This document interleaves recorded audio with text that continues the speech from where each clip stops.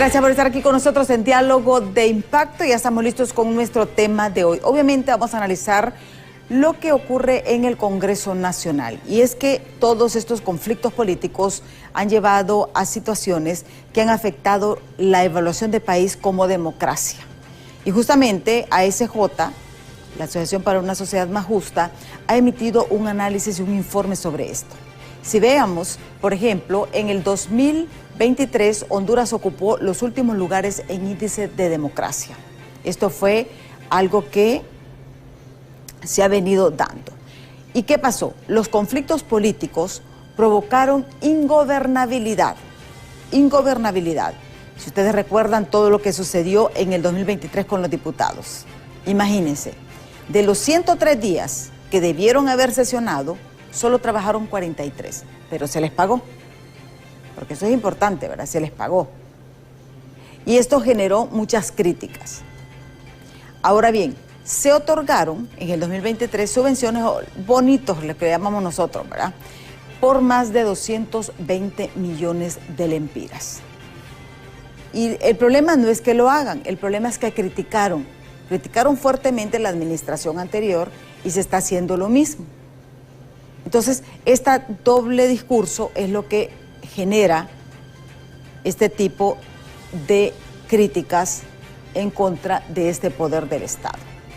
Solo en este 2024, la asistencia es del 73%, ya que de 38 posibles días sesionados, solamente han sesionado 28. Entonces, por este tipo de cosas es lo que preocupa realmente lo que está sucediendo en el Congreso Nacional. La pregunta que todos nos hacemos, realmente con todo este conflicto que tenemos, ¿se debe reducir el número de diputados en Honduras? Porque recordemos, ¿verdad? A raíz de que lo que se aprobó en la administración anterior, se les está pagando sueldo a los suplentes, por lo tanto, existe una carga de que son 256 diputados los que están recibiendo un salario, bonificación, o como le quieran llamar, pero es un salario, porque ganan tanto suplentes como propietarios. Pero antes de entrar en materia, tenemos aquí invitados en estudio justamente a Juan Carlos Aguilar, que es el director de Democracia y Transparencia de ASJ, y también Alejandra Fuentes, que es coordinadora de Asistencia Legal Anticorrupción de esta ONG, que ha realizado un estudio sobre la gobernabilidad y cómo ha afectado ese índice en evaluaciones a nivel nacional, porque recordemos que no es la evaluación que ellos hacen, hay otros organismos que hacen este tipo de evaluaciones y esto sí nos ha afectado la imagen como país. Pero veamos esta nota de nuestros compañeros de los Noticieros Impacto.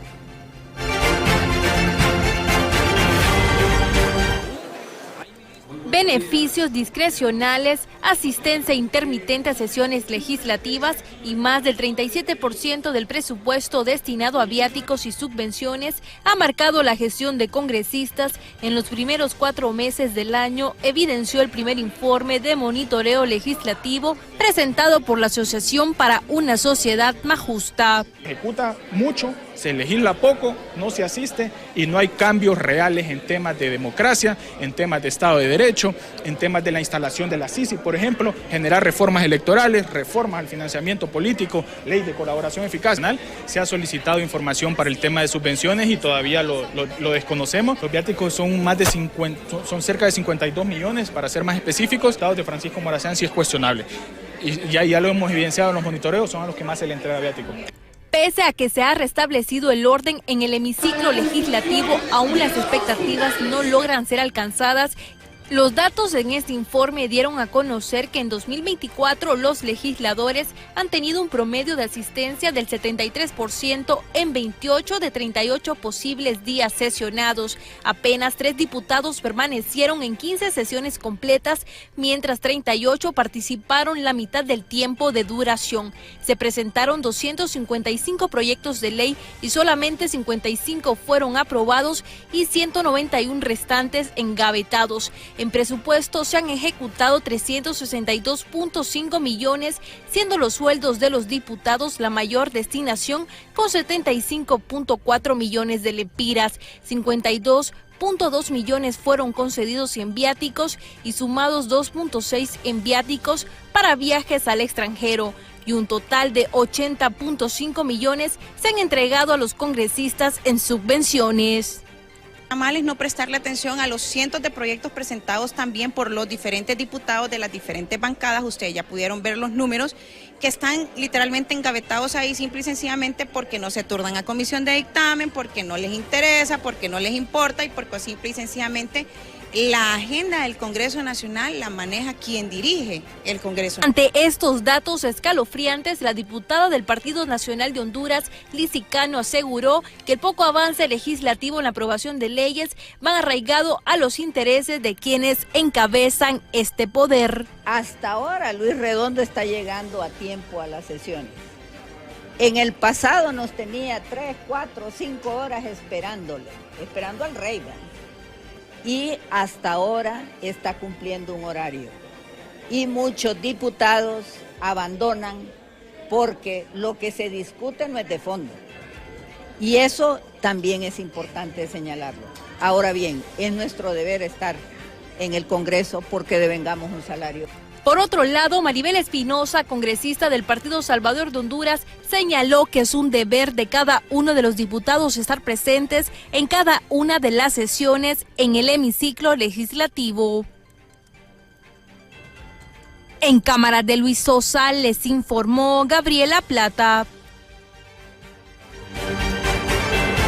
Bueno, muy amplio realmente este informe de Gabriela Plata. Y si ustedes recuerdan, en el 2023, cuando recibieron los sueldos sin trabajar, todos los diputados dijeron que iban a donar ese sueldo y que iban a hacer liquidaciones públicas.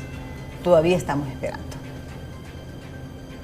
Ya está aquí con nosotros los abogados Juan Carlos Aguilar, director de Democracia y Transparencia de ASJ, y también Alejandra Fuentes, coordinadora de Asistencia Legal Anticorrupción de la ASJ. Muchísimas gracias. Bienvenido, abogado. Buenos días, un saludo a la audiencia y muchas gracias por la invitación en su programa. Sí, abogada. Muchas gracias, muy buenos días a todos los que nos escuchan y nos están viendo, y pues gracias por poner este tema tan importante en la agenda del día de hoy.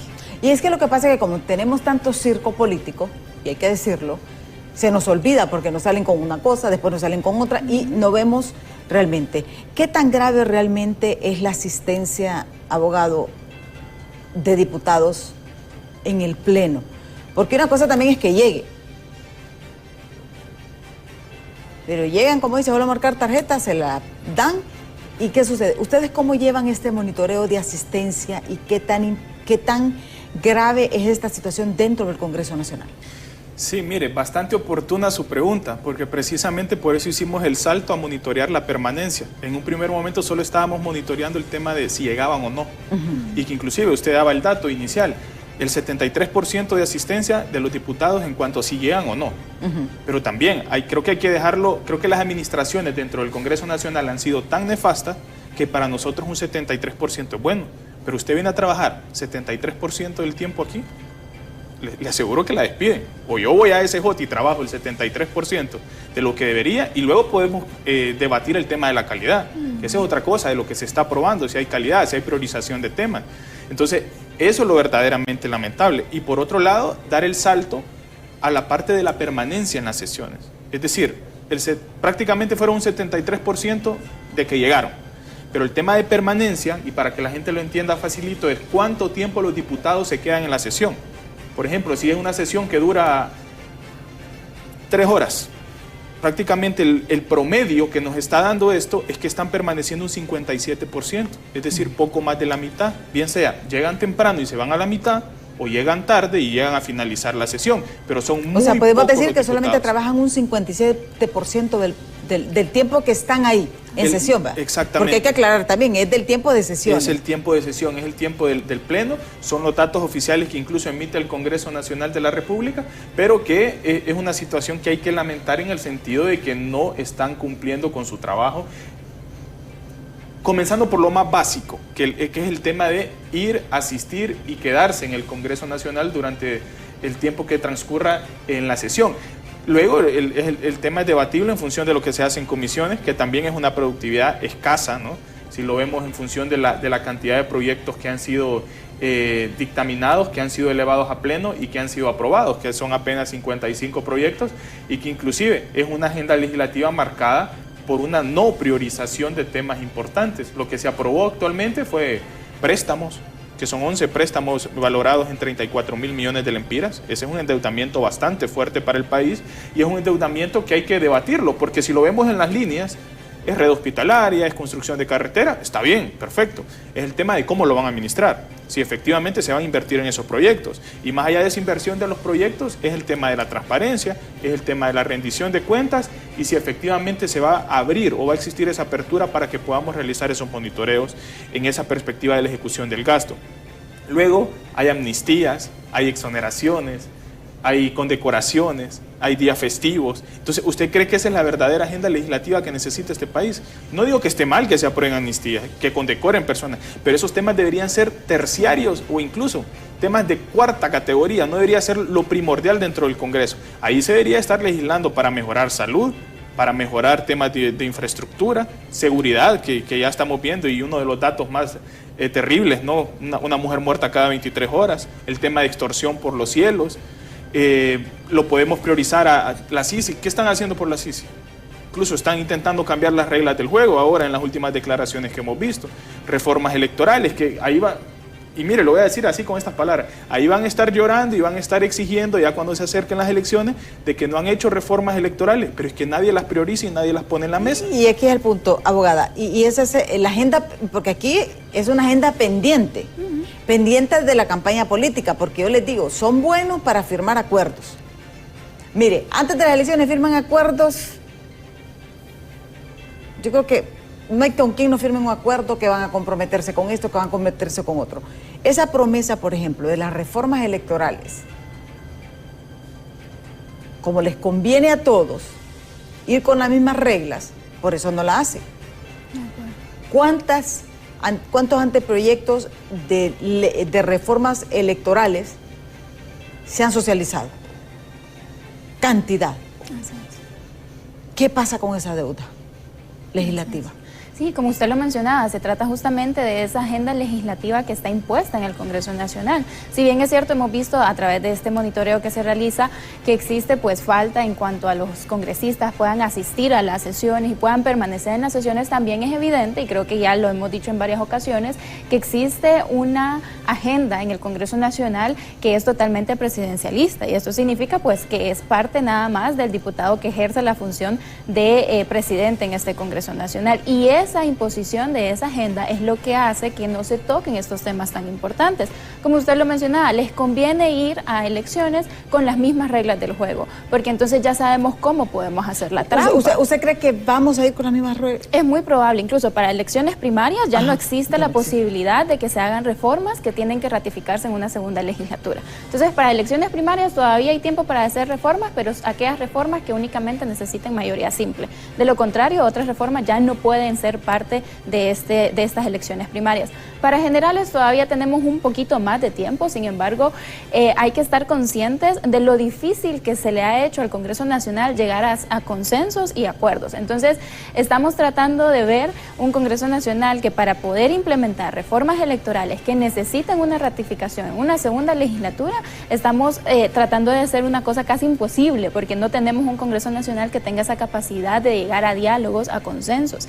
Y ustedes lo mencionaban anteriormente, ese conflicto político que se da en el Congreso Nacional es lo que se está polarizando y lo que se está extendiendo a otras instituciones del Estado, y lo que estamos viendo que afecta tanto a la ciudadanía, porque no tenemos un Congreso Nacional que nos demuestre y que dé ese ejemplo que en un inicio dijeron que pues iba a ser un Congreso con más diálogo, con más apertura. Por el contrario, lo que tenemos es un Congreso mucho más cerrado en cuanto a acceso a la información.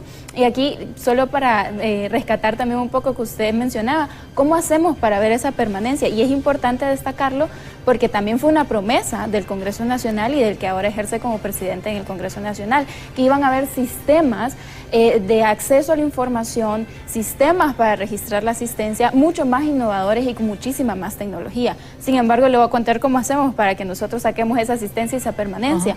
Se suben capturas de pantalla al Facebook del Congreso Nacional y entonces hay un equipo técnico que está revisando captura por captura.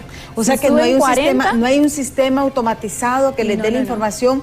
Estos diputados están en sesión, entró, marcó, o sea, participó en esta votación, no se retiró. No hay un sistema. Si hay 40 capturas de pantalla de una sesión que duró 6 horas, estamos revisando que el diputado X esté en esas 40 capturas de pantallas y así es como nosotros podemos registrar que estuvo en todas las sesiones. Si en una captura no salió, entonces eso es lo que va bajando su permanencia. Pero imagínese usted qué tipo de sistema es el que nos está dando entonces el Congreso Nacional para mejorar la asistencia. ¿Cuál es esa apertura a acceso a la información, esa apertura a datos abiertos que está dando el Congreso Nacional, ¿no? Ahora bien, abogado, a ustedes, ¿cómo ha sido porque ustedes han sido bastante críticos y obviamente están llevando a cabo también esta evaluación? ¿Han tenido acceso? ¿Se les ha limitado en el Congreso? Mire, quizá explicar un poquito el tema de la metodología, cómo se realiza. Es un poco de revisión de portales de transparencia en donde se actualiza parcialmente la información. O sea, no todo está al día, no todo se actualiza. Hay información que ni siquiera, le pongo el ejemplo más claro, el tema de leyes, hay un apartado en el portal de transparencia que debe ser actualizado, pero ese no se actualiza desde septiembre del año pasado. Entonces, en el tema de gastos operativos sí suelen subir la información, quizá con un tanto de desfase. Luego el tema de acceso a la información a través de las solicitudes de información pública, ahí realizamos 10 solicitudes solamente para este monitoreo. De esas 10 respondieron 7 solicitudes, y en 6 de esas 7 nos decían remítase al portal porque ahí está la información, y era totalmente falso, no estaba la información. Entonces gran parte del seguimiento que realizamos y que nos sirve dentro de ese mecanismo es que tenemos voluntarios viendo las sesiones, pero también tenemos el sistema de CEPRO que es de mucha ayuda en ese sentido. Y eso es lo que nos permite construir este monitoreo con datos fiables, con datos consistentes y sobre todo con la veracidad de la información, porque al final de cuentas, como dicen los economistas, ¿no?, el dato mata el relato. Sí. Y si se fijan, muchas de las críticas que hay al monitoreo es a quien presenta el monitoreo, no es a ninguno de los datos. Sí, sí, porque al final lo que queremos es cierto, vaya, ustedes, yo creo que el pueblo hondureño también, que dijeran ellos, ok, ustedes están faltando, están mintiendo en este dato porque la realidad es esto, ¿verdad? Pero nadie rebata el resultado. Sí. Incluso los diputados de oposición que pudieron asistir el día de la presentación, hubo autocrítica. Dijeron, es cierto, o sea, en el tema de la asistencia no nos podemos justificar. Y es cierto lo que decía la abogada Maribel Espinosa, e incluso Lizy Cano, creo que salía ahí también, el hecho de, y que esto es histórico, no solamente de este Congreso, el que está sentado en la silla del Congreso es el que tiene el control del Congreso. El artículo 22 de la Ley Orgánica del Poder Legislativo le otorga 24 facultades, desde ceder la palabra hasta el manejo de la agenda, nombrar comisiones, remover comisiones, asignar aumentos de salario, tema de presupuestario. Entonces es una concentración de poder la que se vive en el Congreso, que es un Congreso altamente presidencialista, pero es un Congreso también que no permite la apertura para que exista una agenda legislativa en pro del pueblo. Si a ese presidente del Congreso no le interesan los temas de país, no se van a tocar temas de país en el Congreso. Tenemos denuncias de muchos diputados que dicen, es que me quitan la tarjeta esa. Sí, o sea, con la que marcan. O sea, si yo me levanto, me quitan la tarjeta y ya no me la devuelven. No se la pueden llevar a la casa. Lo otro, tengo 8 sesiones pidiendo la palabra, no me dan la palabra y no puedo presentar proyectos porque no me dan la palabra. Entonces también esa discrecionalidad o esa alta discrecionalidad que se vive desde el Congreso Nacional a través de la Junta Directiva, pero específicamente desde la persona que preside la sesión. Pero si recordamos, el problema no es tanto el sistema, porque el sistema ya sabíamos que estaba, pero Redondo, por ejemplo, el actual presidente del Congreso Nacional, fue un crítico fuerte de la administración anterior. Fuerte. Pero no ha cambiado, o ha cambiado la forma de operar y de manejar el Congreso. Sigue con las mismas, o sea, con el mismo mando vertical, podemos decir, ¿verdad? Es exactamente las mismas decisiones, inclusive en algunos casos yo diría que se ha empeorado, porque no hay, o sea, está demasiado segmentada la agenda, que inclusive nosotros el año pasado, y que Alejandra realizó ese estudio, tema de productividad de las comisiones legislativas. Son 34 comisiones legislativas, si mal no recuerdo. En 27 habían más de 4 personas de las 7 que exige la la ley en función de la integración. Es decir, más de esas 4 personas eran de Libre. Prácticamente todas las comisiones estaban controladas por Libre. Entonces, en el sentido de que no solamente es el hecho de que no se cede la palabra, sino que si existiese una verdadera voluntad política para dictaminar proyectos de una manera adecuada de las comisiones, eso estuviese fluyendo. El problema es que no se ha priorizado una agenda legislativa. Y le voy a dar un ejemplo de malas prácticas. El fondo departamental, solo que ahora se llama subvenciones, pero sigue siendo el mismo fondo departamental. O sea, sigue siendo, o sea, está siempre el fondo departamental en el presupuesto. Mire, se derogó la ley especial de fondo departamental el año pasado, no sé si se acuerda usted, pero se derogó y eso es lo que nosotros llamamos esas derogaciones cosméticas, y que ese es el temor de nosotros con las reformas electorales, que hagan reformas cosméticas, pero que las reglas del juego sigan siendo exactamente las mismas. Fondo departamental, se deroga la ley especial de fondo departamental. Todo el mundo esperó que ya se dejara de utilizar ese dinero desde el Congreso Nacional, pero ¿qué pasó?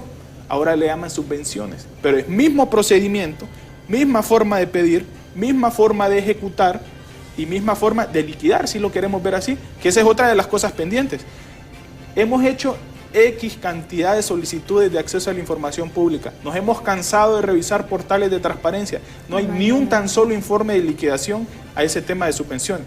Solo lo que no hay liquidación al tema de fondo departamental, porque la gente lo conoce, la gente, que son los subsidios que dan los diputados. 2023, fueron 222 millones en subvenciones. En lo que va del año, y si la tendencia sigue, esa cantidad se va a superar. Van 80.5 millones de lempiras en concepto de subvenciones. Y ahí donde usted ve cuestiones como el bono del pescado, el bono navideño, que supuestamente le dieron 500.000 a los que lo agarraron. Ahorita recientemente el Día de la Madre, que entre 100.000 y 50.000 lempiras. Pero el tema es la liquidación. Si los diputados quieren administrar fondos, que se vayan a una Secretaría de Estado. Si la gente los nombró y votó por ellos, para que legislaran, no para que fuesen. Y mire, y si al final fueran fondos también que se ejecutan en proyectos de comunidad local, yo creo que no habría problema. Pero ¿hay liquidación de esto? No hay ninguna liquidación, y no solamente, como lo decía Juan Carlos, no solamente nosotros lo hemos solicitado en cantidad de veces, sino que también existen otros medios de comunicación, otras asociaciones que lo mismo, solicitan esas liquidaciones de las que se habla en entrevistas que se van a hacer, y no existen tales liquidaciones, no se ha dado ninguna liquidación. Entonces no sabemos en qué se está utilizando ese dinero, que es lo más preocupante, como mencionaba usted. No solo es, les están dando dinero de manera arbitraria, por simplemente quien decide es el presidente, a quien sí le va a dar y a quien no le va a dar, a cambio de que no sabemos, porque no existe una reglamentación de por qué se les da ese dinero, y tampoco sabemos qué hacen con ese dinero. ¿Lo utilizan realmente para el fin que se les dio, o realmente lo utilizan para fines propios? ¿Lo utilizan para campaña política? Porque eso es importante. ¿Es subvenciones sociales para ayudar a la sociedad, o realmente es clientelismo político que se está utilizando en una campaña constante? Porque los diputados siempre están en campaña. Ya vamos a elecciones, pero la campaña viene desde hace mucho tiempo atrás, en donde ellos mismos están dando ese dinero, están generando esas ayudas sociales para obtener los votos en estas próximas elecciones. Sí, y aquí lo preocupante es que no hay liquidación. ¿Se acuerda de Arca Abierta usted? Ese caso era fondo departamental. El mismito. Se le solicitaba al presidente del Congreso, fondo departamental, se le otorgaba, no había liquidación, se usaba una ONG que era como la ejecutora, pero ese dinero pasaba por la ONG y llegaba a la bolsa de los diputados. Pago de tarjetas de crédito, el súper, entonces todo ese tipo de cuestiones. Y el problema es que hoy por hoy no hay acceso a la información. Y no digo que esté pasando eso, el problema es que como no publican nada y ya tenemos antecedentes. ¿Desde hace cuánto no publican liquidaciones de estos? Que nunca han publicado. Nunca han publicado. O sea, ese Congreso de Luis Redondo nunca ha publicado ninguna liquidación de estas subvenciones. Nunca. De esto, del fondo departamental. Esto es lo preocupante, pero bueno, tenemos que ir a pausa. Cuando regresemos, ¿creen que con todo lo que ha sucedido y con esta gran carga, porque el hecho de pagar suplentes, no es que no tengan derecho, claro que tienen derecho, pero en las situaciones en que esté el país, tener diputados suplentes pagados permanentemente, si tal vez funciones específicas, ¿realmente es correcto esto? ¿Es ético? ¿O debería realmente reducirse ya de una sola vez por todas el número de diputados aquí en el país? Eso lo veremos después de pausa, no nos cambie, que ya volvemos.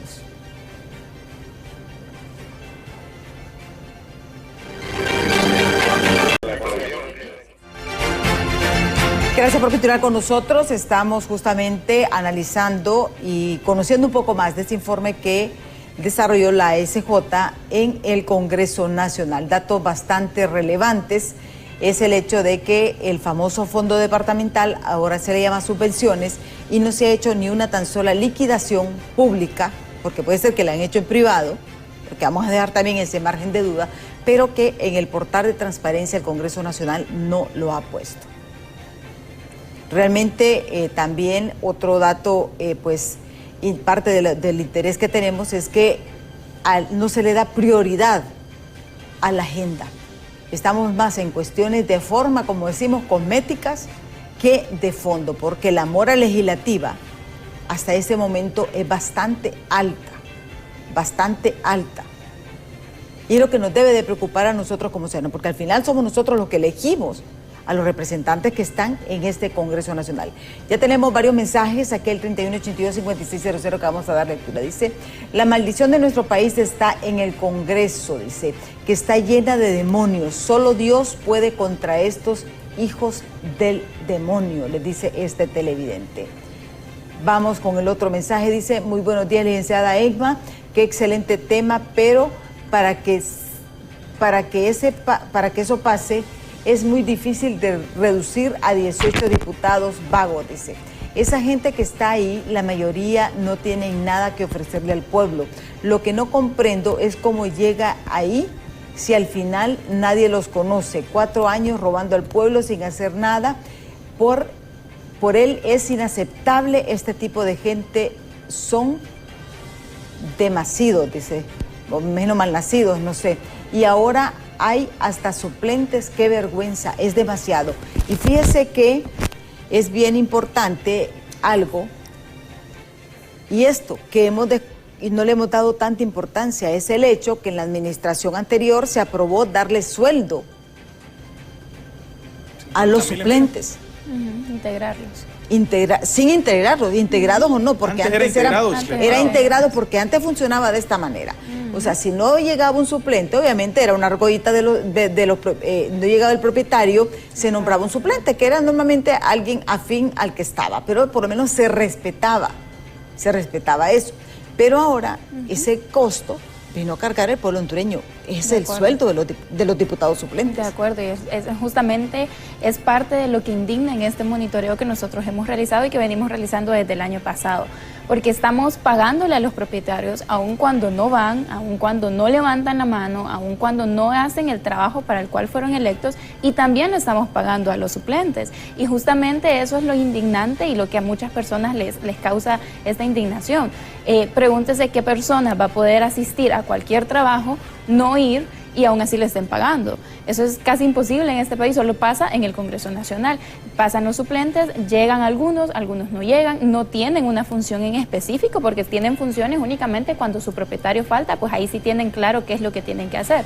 Pero cuando su propietario está en el curul, realmente no tienen una función en específico y aún así les pagamos. Les pagamos a cada uno de ellos con el dinero que sale de nuestros impuestos y de diferentes recargos que se hacen para cada uno de nosotros. Y también hay suplentes, hay diputados suplentes que reciben estas subvenciones que estamos hablando. Entonces, reciben viáticos, reciben subvenciones, reciben su sueldo, y realmente ¿qué están haciendo, no? ¿Para qué les estamos pagando? Aparte de que pues justamente no asisten muchos y realmente no hacen una función en específico en el Congreso Nacional. Eso justamente es lo que preocupa y lo que genera esta indignación. ¿Para qué se les está pagando? ¿Para qué les estamos dando este dinero si realmente no están contribuyendo al desarrollo de nuestro país? Sí. ¿No? Y aquí viene la pregunta. ¿Cree que se deben de reducir el número de diputados?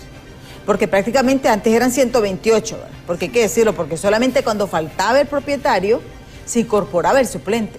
Pero ahora tenemos una carga de 256, recibiendo sueldo mensual. Mire, voy a hacer mías las palabras que decía la rectora en este evento. Y ella lo decía con los 128. ¿Para qué elegir 128 si deciden 4? Y 4 que no están en el Congreso. Que ella hablaba de los cacicazgos de los partidos políticos.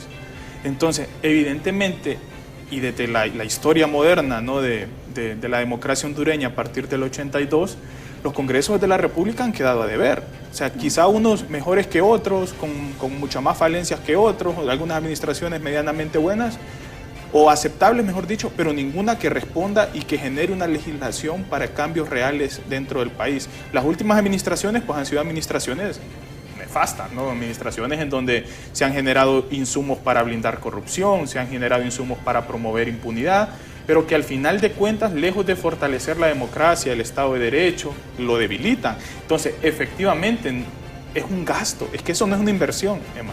Es un gasto el hecho de tener a 252 personas que van, que se sientan, algunos lo integran, otros no, otros solo van a levantar la mano. Y miren, no voy a decir quién, pero teníamos reuniones a veces con algunos de los diputados.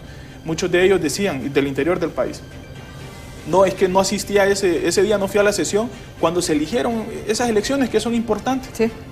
¿Cómo le va a decir eso a un diputado? Se eligieron magistrados del Tribunal de Cuentas, de Justicia Electoral, el CNE, cuando hubo ese bloque ahora en febrero. ¿Cómo un diputado no va a estar enterado y le va a decir a usted que eso es realmente importante porque va a trascender la vida política y de los órganos controladores del país en los próximos 4, en los próximos 5, en los próximos 7, según sean las elecciones de cada institución, y le va a decir que no estaba enterado? Entonces ahí es donde usted verdaderamente sabe y se fija de que solo levantan la mano, solo reciben la directriz de esos 4 quizá, o de esos 6, no sé cuántos serán, pero que al final de cuentas no hay pensamiento propio, no se informan tampoco. Muchas de las cuestiones que se aprueban es con dispensa de debate, ni siquiera conocen lo que se está debatiendo y aprobando. Entonces, al final de cuentas, eso, sin lugar a dudas, promueve el hecho de que la ciudadanía quiera de que se reduzcan los diputados. Ahora bien, hay que ser realistas y hay que pasar de lo que queremos a lo que en realidad puede pasar. Y ellos, al menos esta clase política actual, en ningún momento va a permitir que se reduzcan los curules, porque al final de cuentas ahí son conflictos de interés lo que hay, son intereses lo que se mueven, son beneficios económicos y es poder. Sí. Entonces, sí, porque vaya poniendo que fueran 50, porque tampoco pretender 18 eso sí es una utopía. 50 podría ser un número ideal para debatir dentro de un Congreso Nacional. Pero Emma, y aquí es muy importante y hay que ver esto también para que no pase lo de El Salvador. Pero ¿quién reduce los diputados y bajo qué estrategia se reduce los diputados? Porque allá se redujo el tema de las alcaldías municipales y se redujo un montón. No recuerdo cuántas eran exactamente, pero se redujo a más de la mitad si no estoy mal. El problema es que esa reducción estaba orientada a los puntos donde el partido político de Bukele, para este caso, concentraba. Y a pesar de eso, las elecciones no le respondieron como él las quería inicialmente, porque al parecer quedó a deber en el tema de las alcaldías en su primer mandato.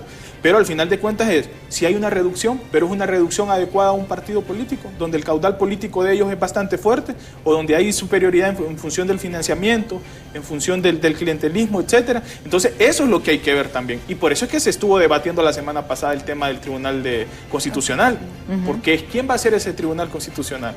¿Va a ser autónomo? ¿Va a ser independiente? ¿Va a tener esa independencia financiera? ¿O simplemente es un tribunal que se va a acomodar a una clase política? Y no quiero decir un partido, porque al final de cuentas hay un acuerdo entre algunos de los partidos. Entonces eso es lo que verdaderamente hay que ver como el trasfondo. No solamente es querer reducir, es cómo se va a reducir y si efectivamente eso le va a generar algún cambio al país, sino que más bien va a concentrar más el poder. Sí. Tenemos más mensajes que nos han escrito al 3182-5600 que vamos a darle lectura. Dice, deberían de poner en el Congreso el mismo sistema de las empresas privadas, una tarjeta de entrada y salida, y asimismo regular el salario, que marque la hora de las mismas. Ahí lo que sería es regular el salario, porque entrada y salida hay, porque están las tarjetas, que incluso ellos dicen que se las quitan. El problema es que todo ese tiempo deberían de hacer alguna reforma y que se desfalque, o sea, si llegan a la mitad, bueno, ese día sesionado a la mitad. Y fíjese que voy a hacer la aclaración, porque el diputado, dentro de los diputados que tenían asistencia perfecta estaba el diputado Jorge Zelaya, que inclusive al ver el que estábamos presentando el monitoreo, él iba a Estados Unidos la semana anterior, entonces no iba a estar presente en la sesión del miércoles.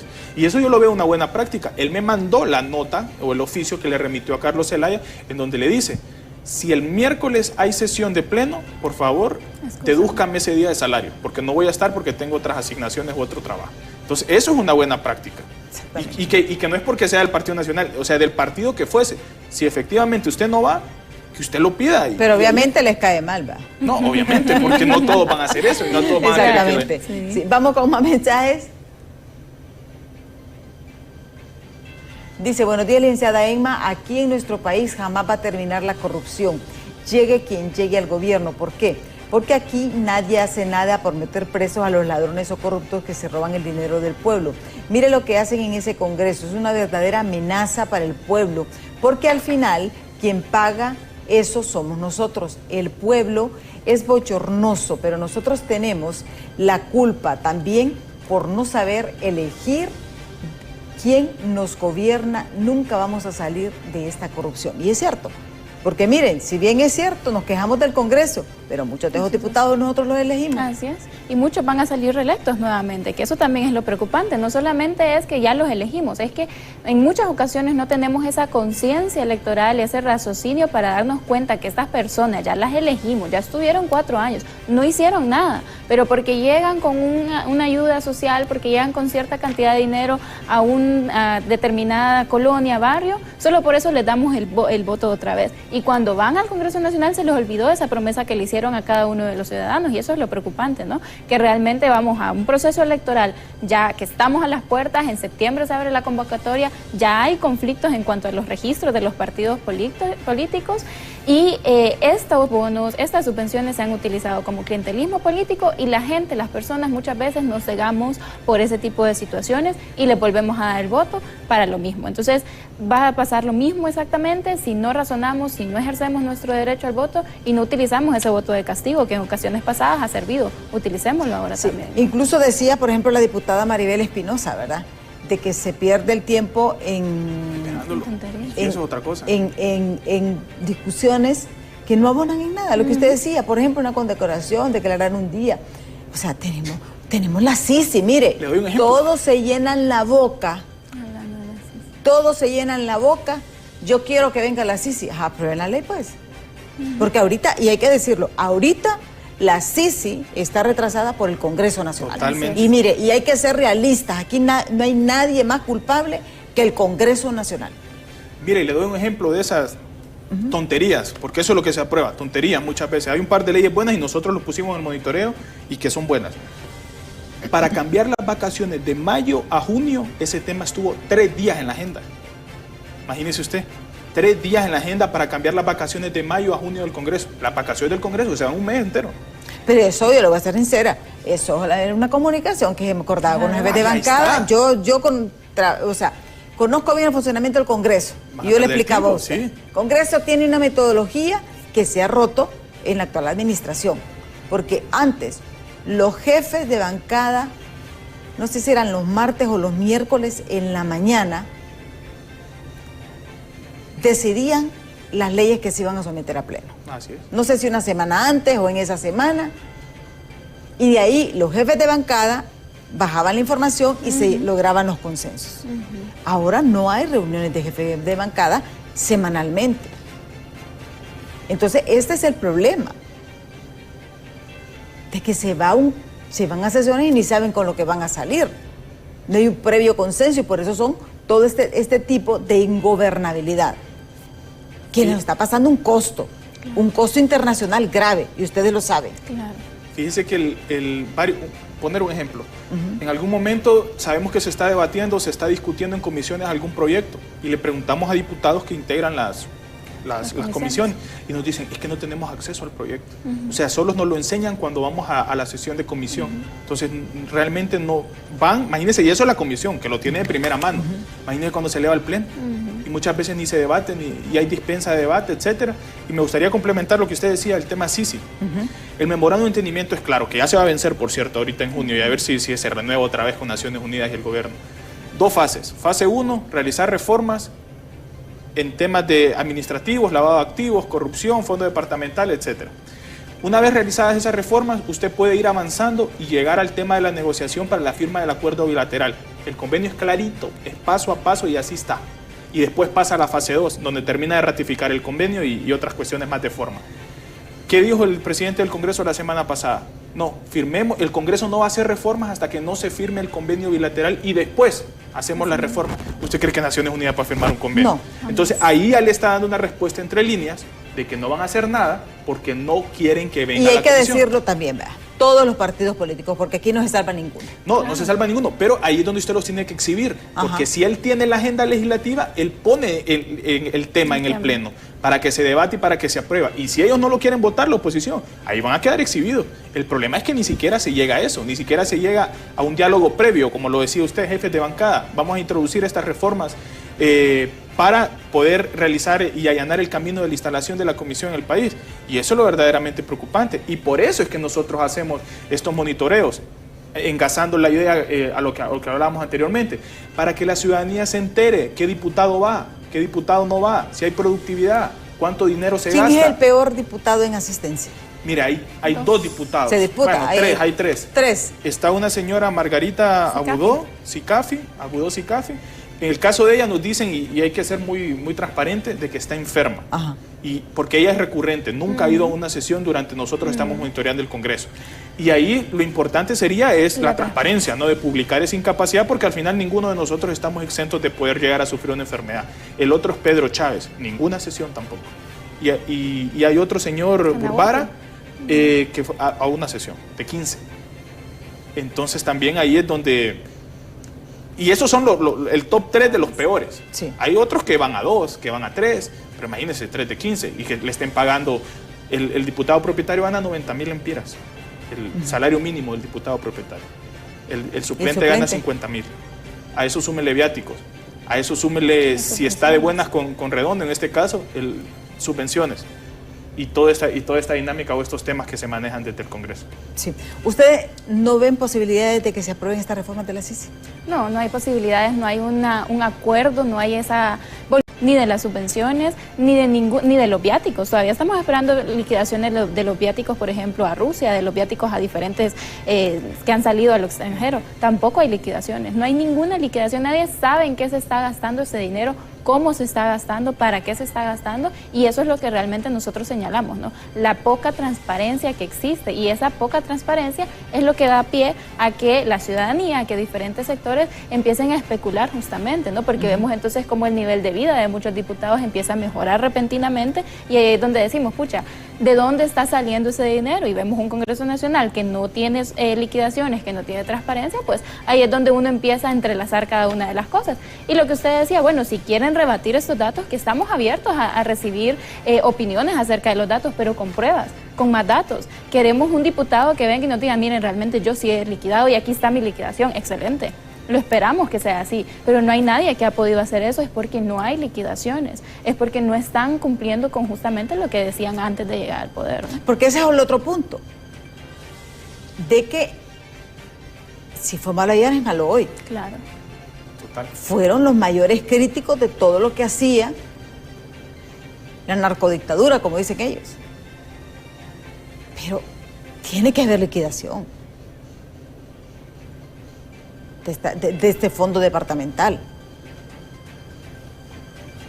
Pero no hay. ¿Ustedes qué va a pasar? ¿Usted cree que el Congreso va a lograr esa estabilidad en este 2024? Mire, esperemos.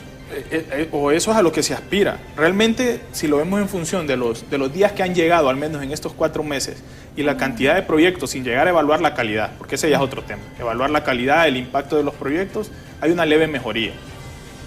El problema es qué va a quedar o qué nos tiene este año, ya cuando hay temas calientes, eso hay que decirlo. Por ejemplo, que se introduzca nuevamente la ley de justicia tributaria. ¿Qué va a pasar en ese Congreso Nacional? ¿Qué conflictividad puede llegar a existir? Al menos ya se quitaron el peso de las elecciones de segundo grado, que muchas de ellas necesitan esa mayoría calificada y que eso al final de cuentas generaba algún tipo de choque, porque al final de cuentas eso es poder lo que se maneja ahí. Es poder, son intereses. Reformas electorales tampoco. Y esa es la otra cosa, reformas electorales. Y fíjese que, y no lo dejo solo en el 24, el 25, y que eso pasó en el Congreso anterior, y por eso me acuerdo y ahora lo vinculo. Van a ir a sesionar, porque muchos de ellos andan en campaña, van a ir en campaña, o sea, van a estar en campaña, perdón. O sea, estadísticamente, más del 90% de los diputados históricamente buscan la reelección. Entonces, pasaba, y que incluso me acuerdo que eran algunas de las denuncias, no me acuerdo los nombres, de algunos diputados del Partido Nacional, que decían que se habían perdido ya 6 meses previo a las elecciones generales, porque estaban en constante campaña política.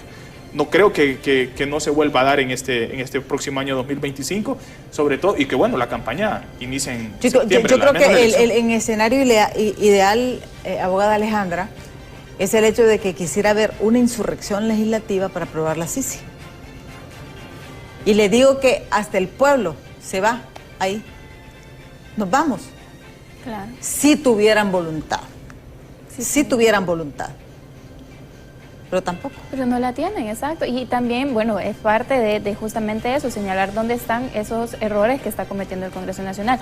Todos los diputados tienen que rectificar justamente ese camino que están tomando, rectificar cómo están abordando ese empleo que se les ha dado, porque ese es un empleo, nosotros les pagamos a ellos para que hagan eso.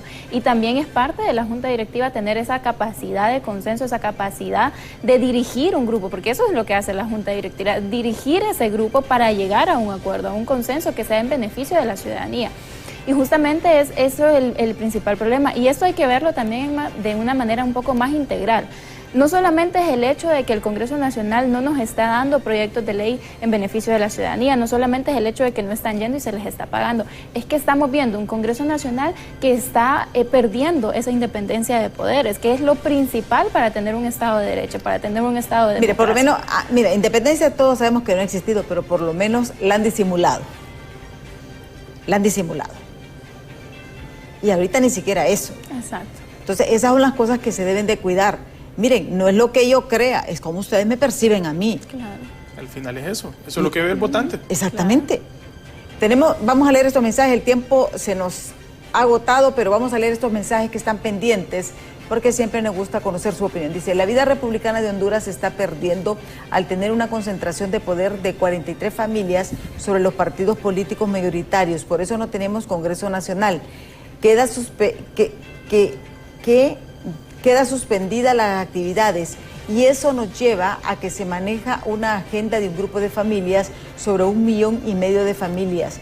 Mientras no vuelva la soberanía republicana al Congreso Nacional, esas familias seguirán haciendo y deshaciendo, nos dice este otro televidente, y es una óptica muy valedera, porque son los intereses políticos que se mueven dentro, que ese es otro tema.